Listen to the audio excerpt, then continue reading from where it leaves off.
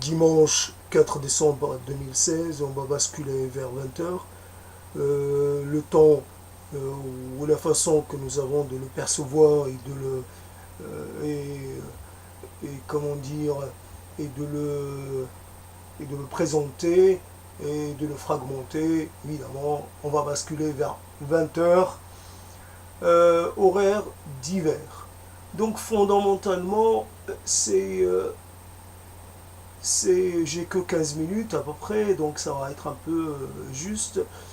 Cette proposition, cet essai verbal que je présente, un peu de merveilleux.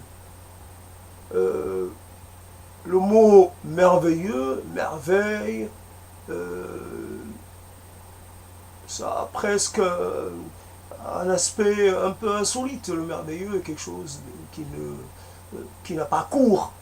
Le merveilleux sorte du nuage d'été, une sorte de un peu d'illusion, une sorte d'auto-persuasion, quelque part, non pas un mirage, mais quelque chose qui est fait pour...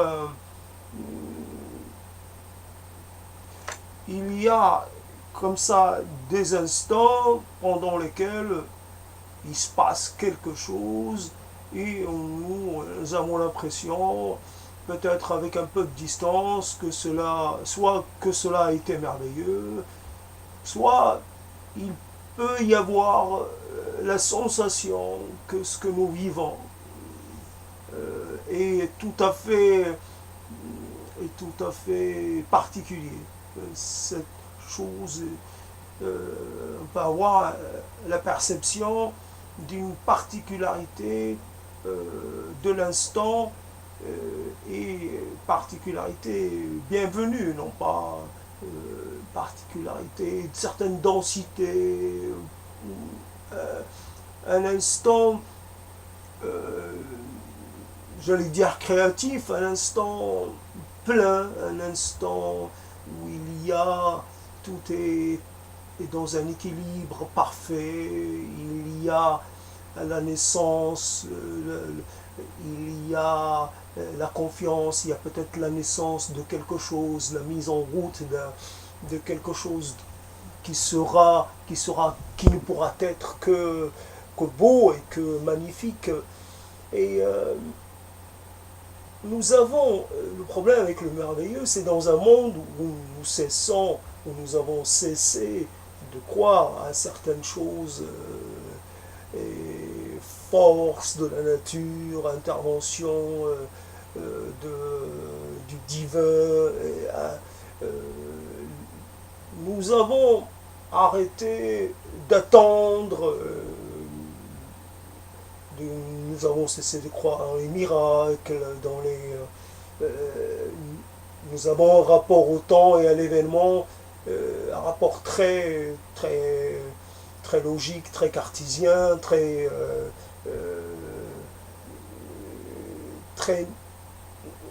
arithmétique, il faut, il y a des éléments, j'allais dire de contingence, non, il y a des éléments en fonction des forces en présence, en fonction des conditions il y a en fonction d'un certain nombre de conditions, il y a production de quelque chose.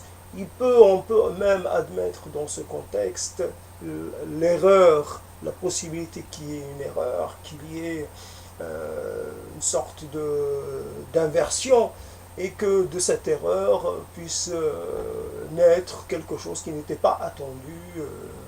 Nous pensons bien sûr à la pénicilline et à d'autres découvertes qui n'étaient pas attendues, mais qui étaient le résultat d'un heureux concours de circonstances. N'appelons pas ça d'un merveilleux enchaînement de choses, un heureux concours de circonstances.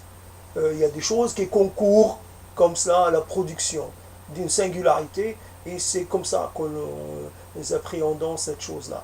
Le merveilleux, c'est plutôt avoir le désir que quelque chose de beau se produise, qu'il y a une rencontre, qu'il y a une convergence, une belle convergence. Nous devons avoir la certitude que nous avons le pouvoir de faire naître la beauté, de faire naître l'instant unique, certaine unicité dans la perception, dans le vécu, que nous devrions avoir cette prédisposition à créer de la vie, de l'intensité, là où les choses auraient tendance à être totalement sans relief, les choses ne seraient pas habitées. Le merveilleux, ce serait d'habiter l'instant avec une intensité presque fiévreuse. Oui, non, mais nous avons besoin peut-être de cette fiction merveilleuse pour pouvoir franchir les distances qui nous séparent les uns des autres, pour essayer de raccourcir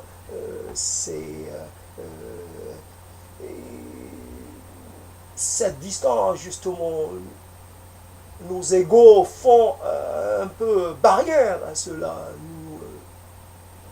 Nous aussi, notre incapacité à générer de l'inédit, en fait. Nous contentons souvent de nos vieilles anciennes et nous sommes toujours un peu à ronronner de la même façon.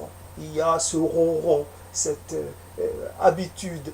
Nous avons des histoires et nous les explorons de façon indéfinie, nous les explorons toujours de la même façon, inconscient que nous faisons du redit, que nous faisons, que nous avons affaire à des choses qui ont cessé d'être vivantes, finalement, à force. Il y a le temps enlève un peu de la densité, un peu de la corporalité, je ne sais pas, la corporalité au vécu. Le vécu finit par perdre, au fur et à mesure, le passage du temps, un peu de sa, de sa, de sa, de sa, son identité, de sa densité. Je ne sais pas d'autre mot que ce mot-là. Et c'est comme un peu ce que j'essaie de faire avec les mots. Il y a une réalité. Cette réalité, il faut savoir, là, il faut savoir passer outre, il faut savoir la transcender. Il y a une réalité, seulement nous avons cette capacité, elle ne se développe qu'avec le temps. Souvent, nous acquérons la capacité à créer un peu de merveilleux, mais tardivement, quand cette chose-là n'est plus utile, ne peut plus nous servir.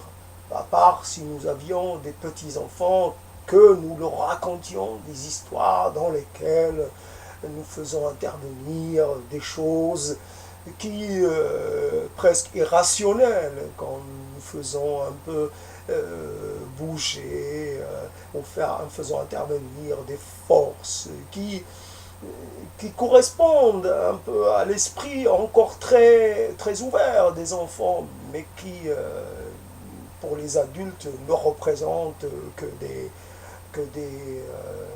des éventualités gratuites.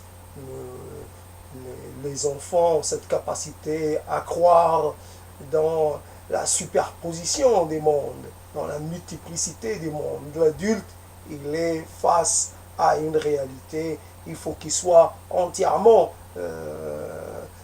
mobilisé pour faire face à cette réalité sociale, économique, politique, etc.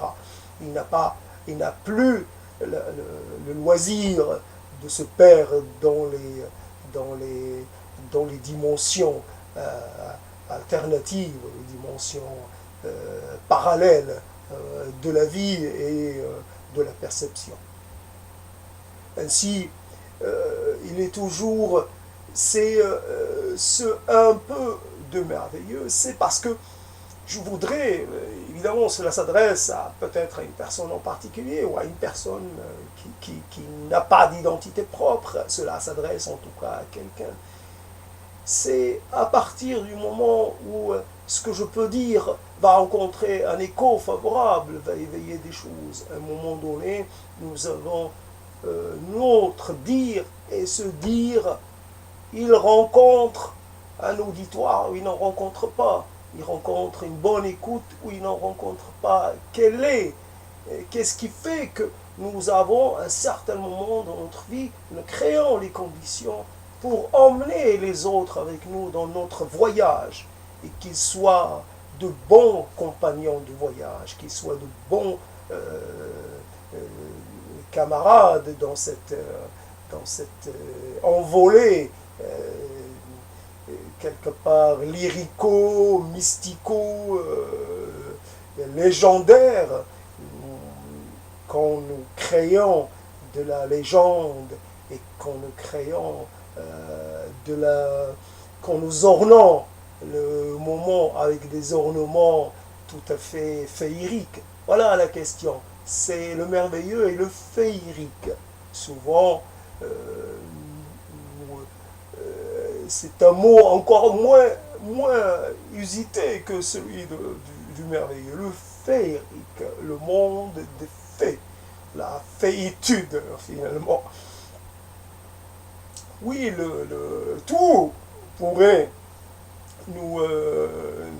devrait nous empêcher d'avoir ce type de désir. Tout devrait nous installer dans une perception, tout ce qui est de plus classique. Mais nous devons, à un moment donné, puisque cela est de la capacité des mots, cela est de la capacité de notre esprit, générer des visions. Visions sans l'aide d'aucune substance, générer des visions, prendre des mots, choisir des mots, ceux qui se prêtent le mieux à la naissance, à l'émergence de cette fiction.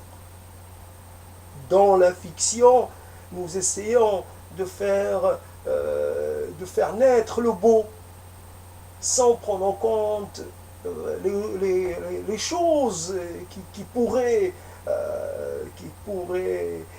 mettre en doute comment dire, les choses qui pourraient dépareiller dans le tableau. Nous prenons, nous choisissons, nous sélectionnons, nous discriminons, tout ce qu'on veut.